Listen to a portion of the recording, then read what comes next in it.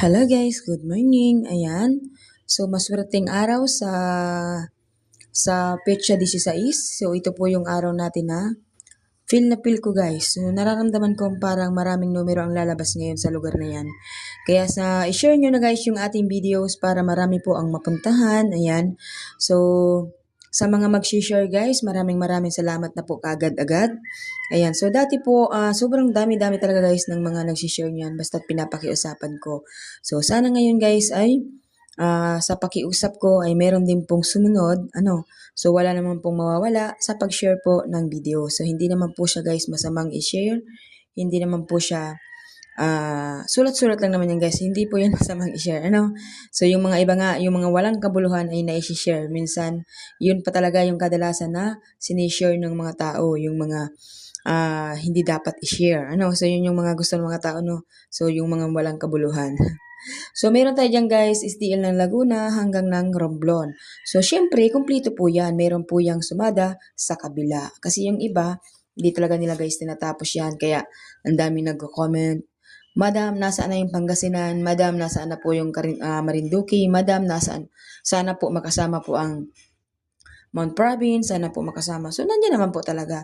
So, meron pa po ako guys, isang laging nababasa po sa comment section na sana daw po makasama ang kanilang lugar. So, lagi ko naman po siyang nire-reply.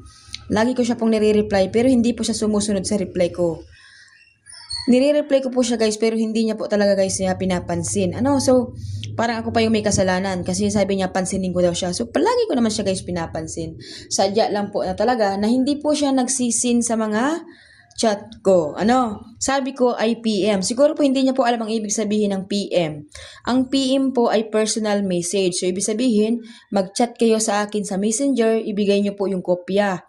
Bigay niyo po yung kopya kung gusto niyo pong makasali ang lugar ninyo sa update ng 55 nations. Kasi po, marami po talaga dito guys ang hindi kasama, tulad po ng Iloilo ata. Ngayon, tulad ng mga Iloilo, ganyan. So, ang dami po akong napapansin na marami hindi siya dito kasali. Parang Valenzuela ata, meron din ako nabasa. So, sabi ko nga, kung gusto niyo pong makasama ang inyong lugar, so araw-araw kayo sa akin mag-update para lagi din po kasama ang lugar ninyo. So, nire-reply ko naman po yung isang tao na yun, kaso hindi po siya guys sumasagot ulit. Pero tinatadtad niya po ng message yung ina-upload kong videos. Pero pag ni-reply ko na, hindi na po siya nagre-reply. So, ano na kaya nangyayari sa kanya?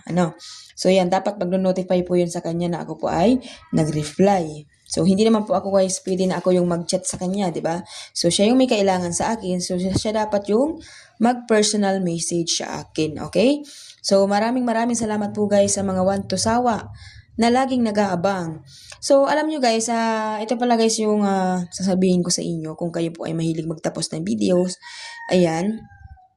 Kung kayo po ay laging nakasubaybay, tinatapos talaga lagi yung videos ko. Ayan. So, meron pa ako sa inyo guys sasabihin na sana tayaan nyo po ng mula umaga hanggang gabi. So, yun lang naman guys ang sasabihin ko. Kasi po, yung iba kasi guys, kahit nakalagay na po sa caption, natatayaan mula umaga hanggang gabi, ay talaga namang magtatanong pa rin kung ano yung tatayaan ng second row at ng third row. So sana guys, please lang, wag na po tayong patanong-tanong, no? So ang sumada po ay hindi po agad-agad lumalabas yan. Walang ganun guys, kaya dapat siguraduhin po nating tatayaan natin yan dahil ang sumada po natin, bawat expiration ng sumada ay 3 days. So ang hinihiling ko lang po sa inyo, kahit po sa isang araw lang matayaan ninyo ay malaking tulong na po yan para sa inyo kasi po kayo yung tataya. Kasi yung iba magsisisi, di ba? Isang bisis ko lang po kasi tinayaan, o di ba? Kung sino yung may kasalanan, ako or kayo.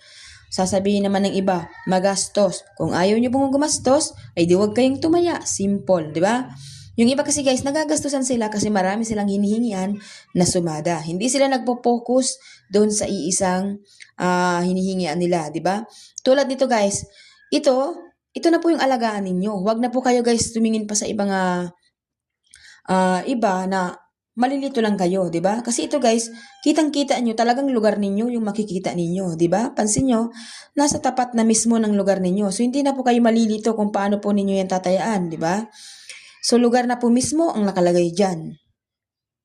Okay? So yan po ang ating sumadat today. Sana po may naunawaan, may naintindihan. Good luck everyone!